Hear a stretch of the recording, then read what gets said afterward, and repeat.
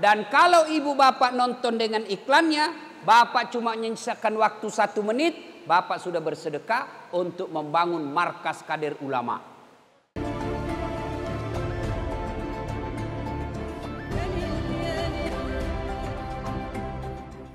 Ya, simpan dulu supaya konsentrasi dengar ceramah. Ustaz mau dengar ceramahnya. Selama ibu pegang HP pasti ibu tidak konsentrasi. Yang ibu lihat handphone. Saya mau lihat Ustaz, gampang. Caranya ini bersih gambarnya, suaranya jernih. Gimana caranya? Itu kan ada kameramen saya. Direkam. Gimana caranya Ustaz? Putar di YouTube.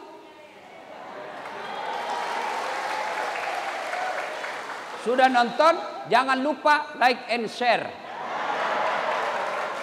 Kalau ada iklannya, jangan lewati. Kan biasa kalau ada iklan, lewati. Jangan, nonton sedikit.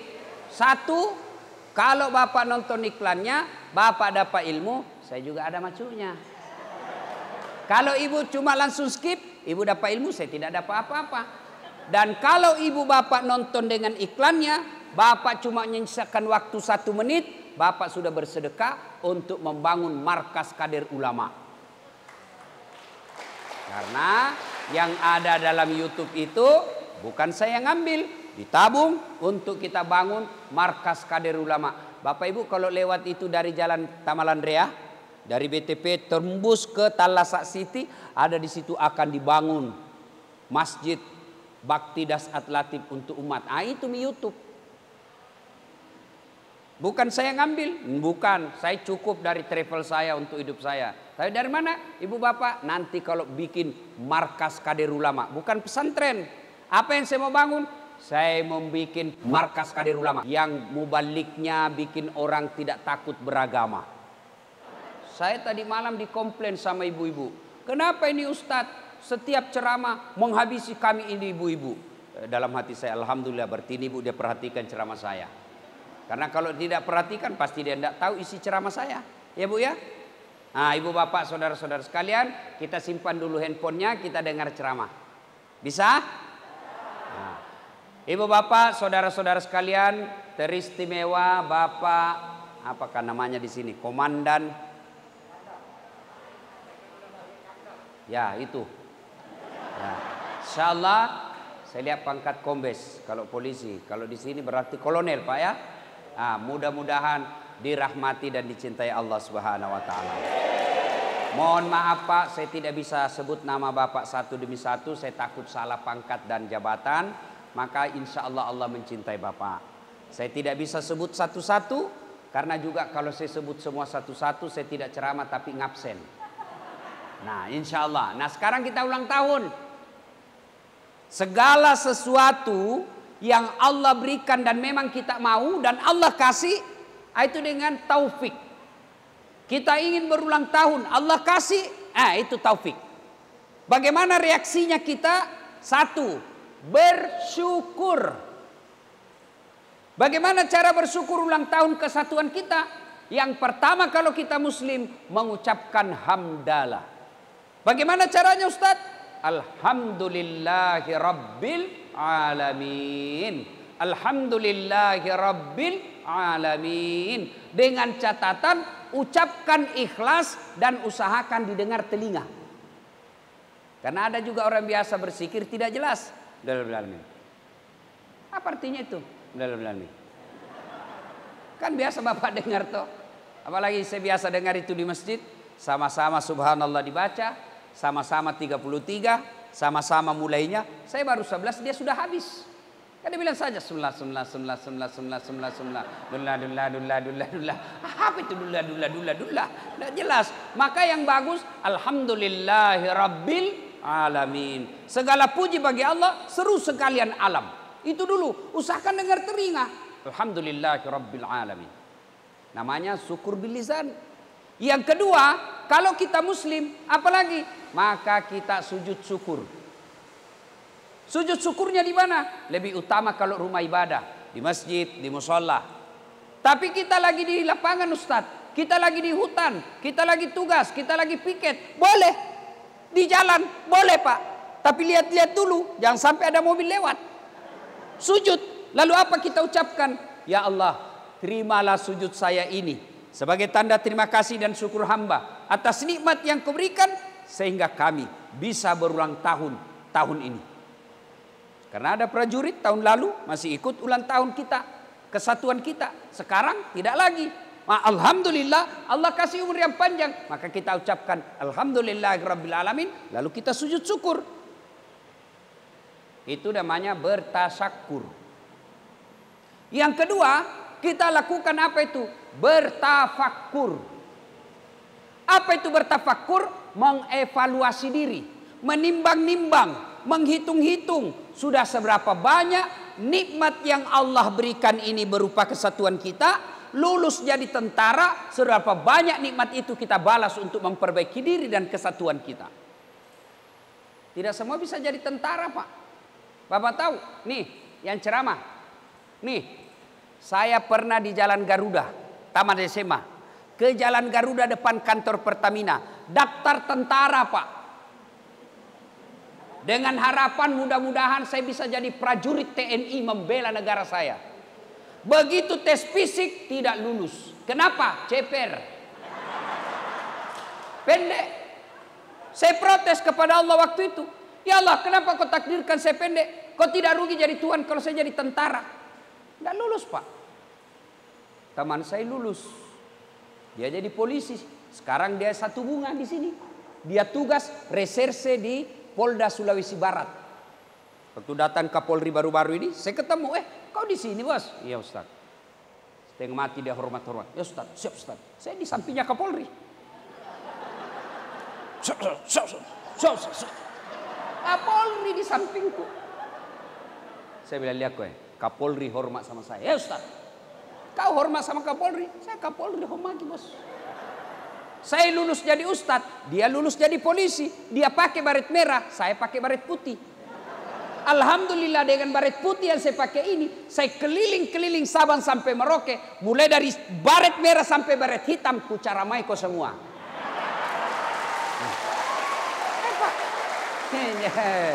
Ya Pak.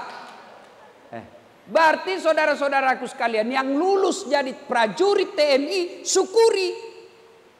Tidak semua diberikan. Ada juga yang lulus Ustaz, tapi ada pesepe-sepe. Nah, ada pelicin-licinnya dulu. Sekarang tidak ada lagi. Kalau kau beleng-beleng tidak mungkin kau lulus. Ya. Nah, cara mensyukurinya gimana caranya? Syukuri dengan cara apa? Jadilah prajurit yang baik. Prajurit yang baik itu laksanakan sabta marga. Itu aja rumusnya. Yang kedua, itu sebagai tentara. Laksanakan sabta marga, selesai urusanmu sebagai prajurit. Lalu sebagai makhluk Allah, Allah kasih kita sebagai tentara, itu atas izin Allah. Lalu gimana cara mensyukurinya? Banyak beribadah kepada Allah. Ibadah apa? Tidak usah dulu yang ribet-ribet, tidak usah dulu yang neko-neko. Yang paling fundamental dulu, yang paling asasi dulu, yang paling dasar dulu. Apa? Haji. Bukan, haji perlu modal, Bos. Ngantri puluhan tahun. Apa Ustadz? Puasa agak berat, 1 kali aja 1 tahun, 30 hari menunggu. Lapar dan dahaga. Zakat perlu modal. Lalu apa dulu yang paling mendasar? Harus kau kerjakan 24 jam 5 kali. Apa? Sholat 5 waktu. Kalau kau bersyukur ulang tahun Bengdam sekarang ini, maka evaluasi bagaimana sholatmu selama ini. Di sini ada komandan kita. Apa sih namanya di sini Pak? Kalau komandannya di markas ini? Bekangdam. KB Kangdam. Beliau ada pasti ajudan. Ada yang mana Pak? Ini atau ini Bapak? Ya Pak. Bapak punya ajudan kan? Punya. Kira-kira Bapak kalau panggil ajudan, ajudan? Mana ajudannya itu? Kalau kau dipanggil langsung kau lompat toh? Ajudan, siapa? Biar dia lagi makan telur asin, dia telan dulu. Siap komandan, perintah. Iya toh? Iya. Bos, ajudan. Kira-kira kalau dipanggil bisa kau, ajudan, tunggu dulu komandan. Mana kau berani? Ya, Dia itu komandanmu, jelas strukturnya. Tapi kalau istrinya komandan, bisa kau tolak? Wah, lebih takut lagi, Ustaz. Kalau istrinya komandan, betul tidak ada pangkanya, tapi Ustaz lebih tinggi pangkanya dari komandan. Ayo, ini prajurit. Mana ada yang takut sama istrinya di sini? Orang takut sama istrinya di sini. Nah bilang sebenarnya kami Ustaz tidak takut sama istri. Cuma ini istri kalau ngamuk Ustaz, dia datang ke istrinya komandan. Dan komandan juga takut sama istrinya. Iya bos. Nah ayo saudaraku para prajurit TNI. Nih ajudan. Berapa lama beliau di sini? Paling lama 2 tahun. Pindah lagi. Tapi begitu takutnya kita sama komandan kita. Mana ada prajurit dipanggil. Ajudan. Tunggu dulu komandan. Sini cepat. Bapak anda lihat saya sibuk. Diinjak kakimu bos. Padahal beliau ada pensiunnya. Ada mutasinya. Tapi begitu takutnya kita sama komandan. Lalu kenapa ketika Allah yang memanggil kita, tempat kita curhat sebagai orang beriman yang menjunjung sila pertama ketuhanan yang Maha Esa. Kita sudah berikrar la ilaha illallah Muhammad Rasulullah. Tidak Tuhan selain Allah, Tuhan semesta alam, tidak boleh disembah kecuali Allah. Lalu ketika kita dipanggil hayya 'alas shalah. Hei prajurit, rumah tanggamu lagi masalah. Sini saya selesaikan masalah rumah tanggamu. Hei, lagi banyak kreditmu. Sini saya kasih kau bantuan. Kecil saya selesaikan itu kreditmu. Maka Allah panggil hayya 'alal falah. Sini kamu, saya selesaikan itu utangmu. Sini kamu, saya selesaikan masalah rumah tanggamu. Itu Allah yang panggil hayya 'alal falah. Bapak tahu artinya hayya 'alal falah. Sini saya kasih kau kemenangan. Itu Allah ajak. Sini, minta sama saya kasih kau. Ini Pak Komandan, pernah kira-kira diumumkan, saudara-saudara sekalian, kau minta sama saya kasih kau semua apa yang kau mau. Pernah? Pret. Paling yang dikasih, yang dekat-dekat. Kau butuh apa dek? Tapi jangan banyak-banyak. Allah makin banyak kita meminta, makin dia senang. Makin kita minta setiap saat makin Allah senang. Kok bisa Ustaz? Karena Allah tahu kalau kau meminta berarti kau butuh sama saya, berarti kau akui kau hamba. Allah katakan ud'uni astajib lakum, minta kau sama saya. Ada masalahmu, sini saya selesaikan. Itu janji Allah, bukan janji caleg. Kalau caleg yang ganti la haula wala quwata illa billah. Andai boleh saja kita dijanji surga pun dijanjinya. Pilih saya, sama-sama kita anggota. Saya prajurit pensiunan, pilih saya. Ini kartu saya, ada masalahmu kau telepon saya 24 jam. Begitu terpilih, dia ganti nomor HP-nya. Ayo. Maka yang paling asasi kalau kita bersyukur kepada Allah, you sujud deh, perbaiki sholatmu. Kecil buat Allah dapat kita jadi perwira. Kecil buat Allah selesaikan masalah rumah tangga. Kecil buat Allah adakan ekonomi kita lebih baik. Buat Allah, kau sholat saja. Kita selalu mengadu, ya Allah mudah-mudahan masalah rumah tangga saya selesai. Ya Allah mudah-mudahan ekonomi baik. Ya Allah supaya saya bisa sekolahkan anakku yang baik-baik. Ya Allah mudah-mudahan rezekiku terbuka supaya saya bisa bangun rumah yang lebih bermartabat. Allah dengar semua itu doa. Maka Allah menjawabnya, hayya 'alal falah. Sini, saya kasih apa yang kau minta. Prajurit saja tidak berani, ajudan saja tidak berani katakan tunggu. Lalu kenapa ketika kita hayya 'alal falah, sini saya kasih kau apa yang kau minta. Tapi apa jawaban kita? Tunggu, lagi sibuk. Tuhan kita suruh menunggu. Wajar 30 tahun jadi prajurit TNI tidak bisa lepas dari kredit. Jangan ketawa, saya serius ini bos. Ayo, maka ibu bapak saudara-saudara sekalian, kalau ada masalah dan bersyukur ulang tahun kali ini, yuk abdikan diri kepada Allah melalui sholat. Apa sih susahnya sholat, Pak? Apa susahnya sholat? Tolong bapak-bapak TNI ini, jelaskan saya, kenapa bapak tidak sholat? Ayo jelaskan ke saya. Apa? Coba apa susahnya sholat? Saya tidak tahu bacaan sholat, Ustadz. Wala tayasu min rauhillah. Jangan kau putus asa. Saya tidak tahu bacaan. Ya salat berjamaah. Asal salat jamaah. Kalau imam sudah baca, makmum diam saja Pak. Bapak diam saja, tidak usah baca apa-apa, sah. Siapa yang wakili bacaannya? Imam. Jadi kalau bapak taubat hari ini, mulai kecil sampai sekarang tidak pernah menghafal-hafal bacaan sholat. Bapak datang sholat jamaah, imam baca, diam saja, sah, selesai. Apa lagi? Ustadz, sedikit yang saya hafal Ustadz. Baru kul-kul, ya sudah kul-kul aja, mau besok. Rakaat pertama kul huwallah, rakaat kedua kul huwallah lagi, selesai persoalan. Yang ketawa, saya serius ini Bu. Apa lagi? Ustadz, saya sakit Ustadz, tidak bisa kena air. Ya silakan kau sholat dalam keadaan wudhu. Tayamum, boleh. Bagaimana cara tayamum? Kursus kilat. Lihat baik-baik. Linting baju, buka cincin, buka gelang, buka jam tangan. Selesai itu. Telapak tangan.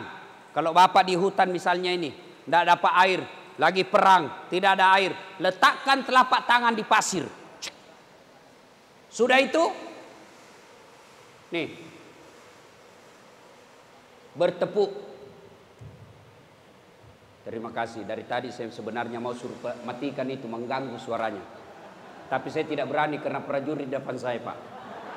Alhamdulillah, terima kasih Bapak matikan. Masa tentara takut kepanasan? Cemen lu men. Ya. Nah, sudah letakkan telapak tangan di tanah, pasir. Sudah itu tepuk. Kenapa bertepuk? Jangan sampai ada pasir, Bapak usap wajah kelilipan. Bapak tidak jadi sholat. Tidak jadi sholat Pak. Jadi tepuk. Sudah itu usap seluruh wajah yang tidak ditumbuhi bulu. 1 kali sudah sah, 3 kali lebih utama. Sudah itu telapak tangan lagi letakkan lagi di tanah. Sudah usap kanan, semua kasih kena. Selesai. Apa lagi? Tapi kan saya di rumah sakit Ustaz. Lagi sakit. Kita tidak ketemu tanah. Allah kasih keringanan. Dinding yang kau sapu. Dinding rumah sakit. Susah menyempuh dinding rumah sakit. Ambil bantal yang kau usap. Saya lagi di pesawat Ustaz, dinding pesawat yang kau usap. Dindingnya basah Ustaz, usap itu yang tempat duduknya, joknya di depanmu. Apa lagi? Coba, begitu mudahnya Allah memberikan kemudahan kepada kita. Ustaz, saya tidak bisa berdiri Ustaz. Allah kasih keringanan, duduk kok, duduk. Silakan kau duduk. Saya tidak bisa duduk Ustaz. Nah, misal di pesawat, duduk. Bagaimana sholat duduk? Bayangkan lagi bapak lagi duduk. Anggap saya lagi duduk nih. Bu ya, bayangkan ibu lagi duduk. Allahu Akbar. Allahu Akbar. Ruku, ini saja kepala goyang. Allahu Akbar. Sami Allah. Nah, itu ruku. Sujud, bukan cuma kepala goyang. Badan ikut ditundukkan. Allahu Akbar. Saya tidak bisa duduk Ustaz. Kenapa? Ada bisul di pantatku 4. Banyak bisulnya. Ya baring. Baring. Gimana caranya Ustaz? Baring. Bukan tidur ya. Bukan sholat tidur. Baring. Anggap sana kiblat. Maka kaki di sini. Bapak terlentang. Allahu Akbar. Allahu Akbar. Sami Allahu liman hamidah. Tangan masih bergerak. Sholat dalam keadaan baring. Tidak bisa juga Ustaz. Allah kasih keringanan. Namanya sholat pakai isyarat. Tangan sudah tidak bergerak. Tinggal matanya yang bergerak. Allahu Akbar. Allahu Akbar. Sami Allahu liman. Jago ketawa. Serius kayak ini Bu. Diajari sholat dan ketawa lagi. Memangnya saya stand up komedi. Saya juga tidak bisa. Tidak bisa juga itu Ustaz. Ya sudah. Namanya sholat dalam hati. Mata sudah tidak bergerak, bibir sudah tidak bergerak, semua dibaca dalam hati. Bayangkan lagi ruku, baca doa ruku. Bayangkan lagi sujud, baca doa sujud. Bayangkan lagi duduk di antara dua sujud, baca duduk di antara dua sujud. Selesai. Tidak juga bisa begitu Ustaz, sholat dalam hati. Gampang, ambil kain putih, bungkus, bawa dikubur. Selesai persoalanmu. Nah ibu bapak saudara-saudara sekalian, bersyukur kalau kalian muslim, sempurnakan ibadah. Yang berikutnya, cara bersyukurnya adalah memperbaiki hablum minan nas, hubungan kepada sesama manusia. Kalau bersyukur kepada Allah, mari menyempurnakan hubungan kita kepada sesama manusia. Kepada siapa? Yang pertama dan utama kepada istri. Dengar bapak-bapak prajurit, kalau bapak bersyukur ulang tahun kali ini, muliakan istri. Karena kita bisa bekerja dengan baik karena ada istri yang ngurus kita. Nih Dasat Latif, bapak pikir saya yang hebat? Tidak, siapa yang hebat? Karena istri saya kasih saya tenang. Bayangkan kalau istri kasih kacau saya lagi bikin konsep, dia kasih nangis anaknya, ganggu bapakmu. Ganggu, tarik itu kertasnya. Mana bisa konsentrasi? Saya mau pergi ceramah, konsep sudah jadi, ayat dan hadis sudah lengkap, bagus naskahnya, saya simpan di jas. Kalau dia marah, dia curi saya punya naskah. Sampai di lokasi, Allah Subhanahu wa taala berfirman. Allah, dia kerjai lagi saya istriku ini. Coba Pak, kalau istri protes, mana bisa kita kerja dengan tenang kalau istri tidak bantu kita? Kita sudah sampai di tempat tugas, istri menelpon, cepat kau pulang, anakmu ini nakal betul, cepat kau pulang. Saya punya anak. Maha benar Allah ketika berfirman, anak adalah mengambil jiwa kita. Saya kalau istri saya sakit Pak, tidak terlalu terpengaruh saya punya jiwa. Tapi ketika anak dibilang sakit, rasanya saya mau langsung pulang. Dan siapa yang ngurus anak kita? Ini istri. Maka kalau bapak bersyukur dengan pekerjaan di sini, muliakan istrimu. Pulang, belikan cincin. Jangan juga mengharap emas. Yang penting cincin. Baru setelah kasih cincin bilang, Mam, salam apa ini Bu? Hah? Nah itu, percaya mau dapat ini harus ada begini. Tidak ada begini, tidak ada begini. Maka muliakan istri. Ulang tahun bersyukurnya adalah muliakan istri. Pak, dengar ini bapak-bapak. Lihat itu istri kita. Lihat. Masih ingat waktu menikah? Masih. Siapa yang hamil melahirkan istri kita? Siapa? Siapa yang melahirkan? Dari kandungannya siapa? Ibunya. Siapa yang melahirkan? Ibunya. Siapa yang susui? Ibunya. Siapa yang didik dia halal haram? Ibunya. Siapa yang ngajari jalan? Ibunya. Siapa yang sekolahkan dia? Ibunya. Lalu baru kenal dengan seorang lelaki, baru 2 bulan taruh dekat dinikahi. Dan siapa yang diikuti istri kita? Siapa? Suaminya. Dia tinggalkan bapaknya di kampung. Dia tinggalkan ibunya yang lagi sakit. Dia telepon ibunya sambil menangis. Maafkan saya tidak bisa balik kampung. Suami saya lagi tugas. Saya mau sekali ke kampung. Tapi suami saya tidak bisa saya tinggal, maafkan saya. Apa kata ibunya? Tidak apa-apa nak, tidak apa-apa, yang penting kau baik sama suamimu. Coba, maka demi Allah ketika kau hianati istrimu, kau sakiti perasaannya, tidak mungkin baik rezekimu. Ini istri kita.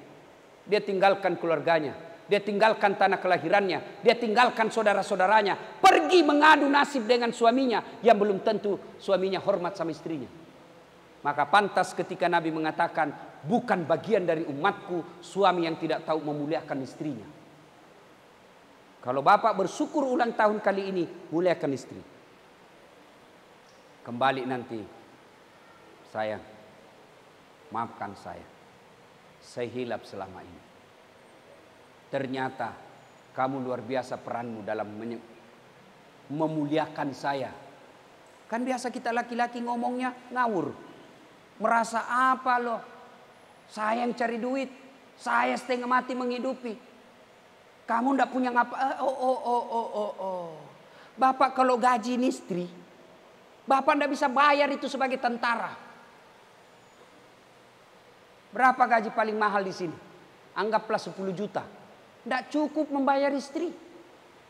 Ayo, contoh. Berapa biaya cleaning service 1 tahun? 1 bulan. Berapa? Gaji cleaning service kalau UMR di Makassar minimal 2 juta. 2 juta Pak. Sudah tinggal 8 juta uangnya Bapak. 2 juta. Cleaning service. Apalagi? Ibu kan dia cleaning service Pak. Dia bersihkan semua satu rumah. Berapa biaya babysitter? Ngurus anak. Paling murah di Makassar 2.500.000. Sudah berapa? 4.500.000. Nih ibu. Dia ngurus anak kita dan berapa? 4 anaknya Bapak semua diurus. Babysitter. Berapa biaya pembantu tukang cuci, tukang setrika?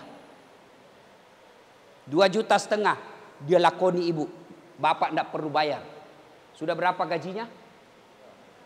6.500.000. Berapa biaya itu? Berapa Pak? Mahal Pak.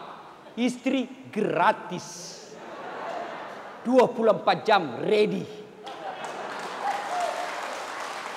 Mana bisa bayar Bapak? Allah kasih halal. 24 jam free charge. Ini. Maka muliakan istri. Tidak mungkin kita bisa bekerja dengan tenang tanpa dukungan istri. Maka ulang tahun kesatuan kita, muliakan istri. Alangkah bahagianya. Istri lagi ngomel-ngomel. Bapak peluk istri sambil menyanyi. Bila kamu di sisiku, hati rasa syahdu. Oh, langsung keluar juga hadiah. Satu hari tak bertemu, hati rasa rindu. Sayang, tadi saya lewat di jalan Sombaopo. Ini ada cincin saya belikan Ki. Inilah tabungan saya selama 3 tahun. Saya belikan kau cincin permata hatiku. Langsung keluar servisnya Pak. Nyaman sampean. Ya.